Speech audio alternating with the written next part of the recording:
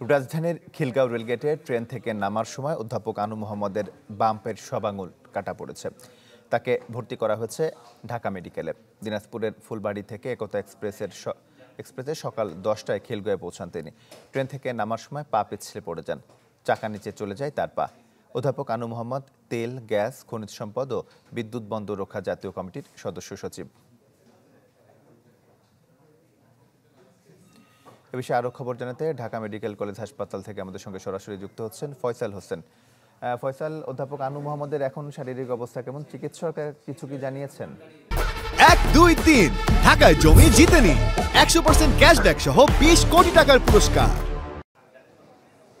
শারীরিক অবস্থা এখন ভালো আছে।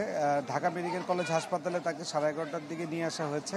ধারণা করা হচ্ছে যে ট্রেনে কাটার যে ঘটনা, এটি আসলে সকাল 10টার দিকে তিনি ঢাকা আসছিলেন।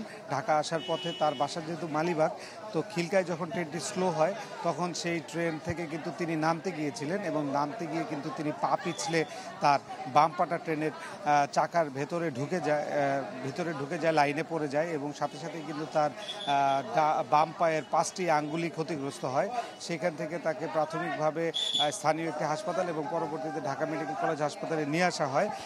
এখন কিছুক্ষণ আগে তাকে অপারেশন থিয়েটারে ঢোকানো হয়েছে এবং অপারেশন করে বের হয়ে ডাক্তার আমাদের যেটা জানিয়েছেন যে তার বাম পায়ে যে 5টি আঙ্গুল, সেই আঙ্গুলগুলো আসলে হয়তো রক্ষা করা যাচ্ছে না, কিন্তু ডান পায়ের একটি আঙ্গুল ক্ষতিগ্রস্ত হয়েছে, সেই আঙ্গুলটায় তারা ট্রিটমেন্ট করেছেন এবং বাম পায়ের পুরোপুরি ব্যান্ডেজ করে রাখা হয়েছে।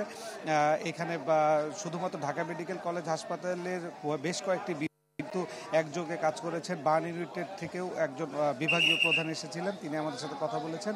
তারা জানিয়েছেন সর্বোচ্চ চেষ্টা করা হচ্ছে তাকে যত তাড়াতাড়ি সুস্থ করা যায়।